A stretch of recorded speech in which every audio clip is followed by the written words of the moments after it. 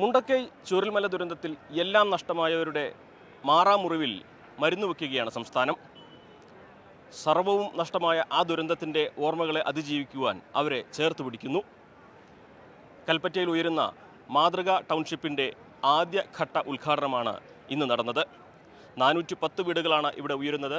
അതിൽ ആദ്യഘട്ടത്തിൽ വിതരണം ചെയ്യുന്നത് 178 വീടുകൾ.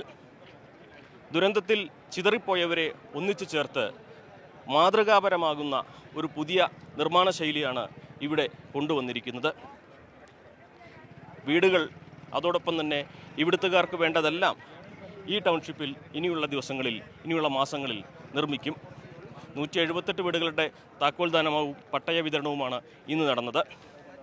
ചടങ്ങ് ഏറെ ഹൃദയസാന്ദ്രമായിരുന്നു. മന്ത്രി കെ രാജൻ്റെയും മുഖ്യമന്ത്രി പിണറായി വിജയൻ്റെയും വാക്കുകൾ അന്നത്തെ ഓർമ്മകളെയെല്ലാം തന്നെ തൊട്ടുണർത്തുന്നതായിരുന്നു. ഒപ്പം ആരുടെയും സഹായമില്ലാതെ അവഗണനകളെ അതിജീവിച്ച് എങ്ങനെ ഈ ഒരു അതിജീവനം സാധ്യമാക്കുന്നു എന്ന് വിശദമാക്കുന്നതായിരുന്നു മന്ത്രിയുടെ വാക്കുകൾ. അടുത്ത മഴക്കാലത്തിന് മുൻപ് ശേഷിക്കുന്ന വീടുകൾ കൂടി കൈമാറുമെന്ന് മുഖ്യമന്ത്രി പറയുമ്പോൾ മലയാളികൾക്കും ദുരന്തത്തിൽ എല്ലാം നഷ്ടമായവർക്കും അത് നൽകുന്നത് വലിയ ഒരു പ്രതീക്ഷയാണ്.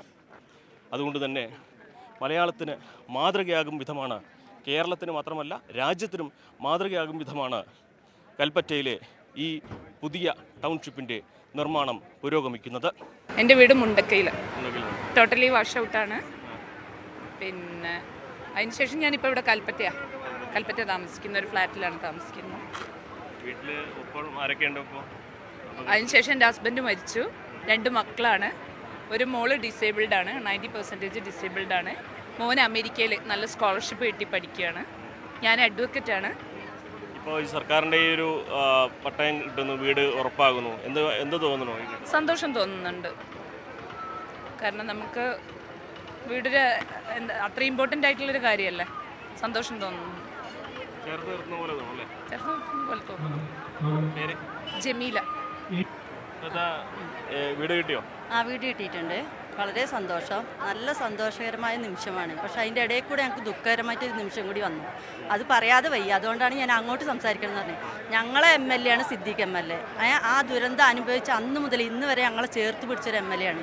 പക്ഷേ ഒരുപറ്റ ആളുകൾ ഇത് കൂവാനായിട്ട് വന്നതാണോ എന്ന് ബലമായൊരു സംശയമുണ്ട്. അതൊരിക്കലും ചെയ്യാൻ പാടില്ല. എന്താ വെച്ചാൽ ഇത് വലിയൊരു പരിപാടിയാണ് നടക്കുന്നത്. ആ MLAനെ അപമാനിച്ചതിൽ ഞങ്ങൾക്ക് നല്ല പ്രതിഷേധമുണ്ട്.